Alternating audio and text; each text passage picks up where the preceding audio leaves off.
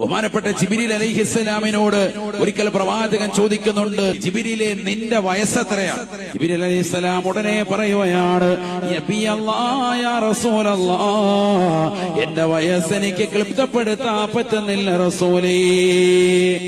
പക്ഷെ ഒരു കാര്യം തങ്ങൾക്ക് ഞാൻ ഉറപ്പു തരാം, എന്നെ അല്ലാഹു സൃഷ്ടിച്ചതിന് ശേഷം 70,000 വർഷങ്ങൾ കൂടുമ്പോ ആകാശസീമയിൽ ഒരു മനോഹരമായ നക്ഷത്രത്തെ ഞാൻ കാണാറുണ്ട്.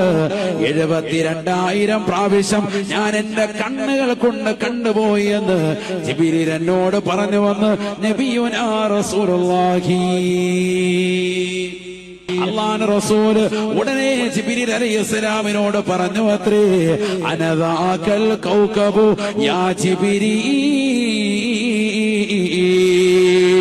70,000 കൊല്ലത്തിലൊരിക്കൽ നിങ്ങൾ കാണുന്നതായ മനോഹരമായ ആ നക്ഷത്രമില്ലേ, നിങ്ങൾ 72,000 പ്രാവശ്യം കണ്ടിട്ടുണ്ടെന്ന് പറഞ്ഞ ആ മനോഹരമാകുന്ന നക്ഷത്രമാണ് ഞാൻ, ഹബീബുനാ ശഫീഉനാ റസൂലുള്ളാഹി.